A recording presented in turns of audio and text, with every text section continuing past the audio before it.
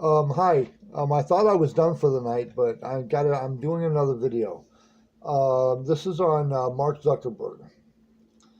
He's calling for global internet regulations. I don't understand exactly what he expects to get done, but he's thinking of asking for some kind of regulations on the internet. Um, It says here, Facebook Incorporated Chief Executive Officer Mark Zuckerberg called for a new global regulation governing the internet on Saturday, recommending overarching rules on hateful and violent content, elected election integrity, privacy, and data probability. Well, if you would have been on the ball and you would have been taking care of your business, you would have no business asking for the government to step in to do something. In a statement that was also published as an op ed in the Washington Post, Zuckerberg said the company is seeking regulations that would set baselines for prohibited content and require companies to build systems for keeping harmful content to a minimum. We have a responsibility to keep people safe on our devices or on our services, he said. That means deciding what counts as terrorist propaganda, hate speech, and more. No, it doesn't, because if you don't like it, you can say it's hate speech or it's terror. You can say that it's that you don't want it up there just because you don't like it, and that's not right. It says here, deciding what counts as terrorist propaganda, hate speech, and more. We continually review our policies with experts, but at our scale, we'll always make mistakes and decisions that people disagree with. Well, hello? That's what you get in a free society. Either you want to be free or you want to be safe. Which is it going to be? You're going to be safe or you're going to be free. I personally would give up safety to be free. I can deal with a little headache once in a while. Yes, it's bad when terrorists do bad things. It's bad when people kill people for no reason. And as a matter of fact, the kid that went into that church and killed those people that were in that church, that's an act of terrorism because he inflicted terror on those people. Terrorists are not just the ones walking around in robes and bombs and blowing up stuff. Terror can mean that you are a terrorist if you're terrorizing people. Because you know what?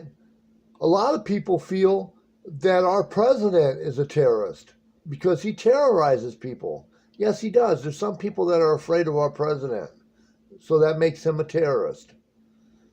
If you put it in that context, I'm not saying he's out to blow anything up or that our president is going to destroy anything.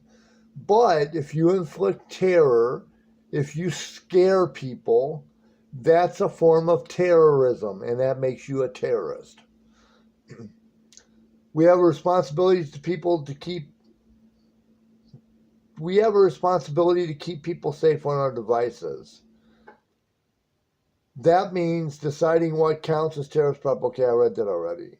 Zuckerberg's comments mark his most visible effort so far to shape the discourse around the way the company collects information, uses and disperses it around the world. Okay, getting to that. Mark Zuckerberg already has in place, and you probably already know this, I'm not telling you anything new, but those photos that you put up, when the little squares go around the faces, when those squares go around the faces, and it says,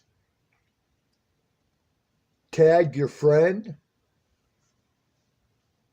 they say it's because it'll help you find your friends faster when you're on the internet, but really, that is facial recognition software that is used by the federal government in order to locate people faster. if you have a group of friends in your photo and you want to put each of their names on there, and one of your friends happens to be wanted by the feds can just go on to Facebook and type in a name, and every single Facebook page with that particular person's photo up, it's going to tell them where the photo was at and the people that are connected in the photo, so they can go and talk to you and they can take you into the hooskow. Here it says government probes. Facebook has been the target of probes by various governments after news broke about a year ago that it allowed the personal data of tens of millions of users to be shared with political consultancies, Cambridge Analytica.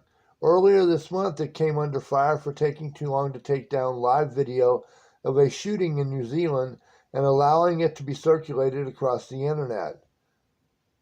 I love Facebook to a point. I do. It brought back my family to me that I hadn't seen in almost 30 years. It brought me back my son. That's kind of a give and take because he's kind of a handful. He has a lot of issues, and those issues are hard to work with. But yeah, so for Facebook, for that, I applaud Facebook. Facebook is a lot of gossip. It's like the water cooler that everybody wants to hang around on a break, and they want to talk about the world's newest gossip and what's going on. So, yeah, that's that. I think Facebook, people should tune out more. Yeah, for some things, Facebook can be used for good stuff, and for other things, it can be used for stupid stuff, like kids that are beating up an elderly person. They film it and put it on Facebook and get their 5 seconds of fame. Those kids should be taken out behind a woodshed, and they should have a whole weeping willow tree worn out on their butt. It worked for me. It can work for them too. Over the past year, let's see here. Oh, yeah, okay. I'll say. Millions of users also had personal information accessed via a recent breach. Over the past year, lawmakers have focused greater scrutiny on the company and its immense influence, asking its executives, including Zuckerberg, to testify in front of a Congress to explain their proliferation of misinformation, hate speech, and election manipulations on the platform. Okay, getting to the election manipulations. Russia had nothing to do with the government's, or had, let me rephrase this. Russia had nothing to do with our election. Somebody put Donald Trump into office. It was supposed to be Hillary that won. Somebody did not want Hillary to win, and they put Trump in office. Now, Russia, everybody says Russia hacked, and Russia did this, and Russia did that. Russia would have got absolutely no benefit from hacking our elections, tampering with our elections. Russia would have got absolutely nothing for that. They would have gotten nothing. Now, when Trump did say to Russia, hey, Russia, if you happen to find those 30-some million emails, let me know. He wasn't saying that Russia hacked anything. He was making a joke about the emails that disappeared. So, getting back to this, in his post, Zuckerberg proposes that regulations could set baselines for what prohibits and requires companies to build systems for keeping harmful content to a bare minimum. Yeah, okay, well, harmful content is going to happen in a free society. That's just the way it goes. You can't stop everybody from doing what they want to do. Why is your freedom any more important than mine? And why is my freedom any more important than yours? I'm going to leave you on that note. This has been a quick story about Mark Zuckerberg's wanting to conquer the internet. Have a good night, Seattle, and everybody abroad. The reason I'm mentioning Seattle is because Facebook is in Seattle. Have a good night, everybody. This has been All Things Considered, because I consider all things.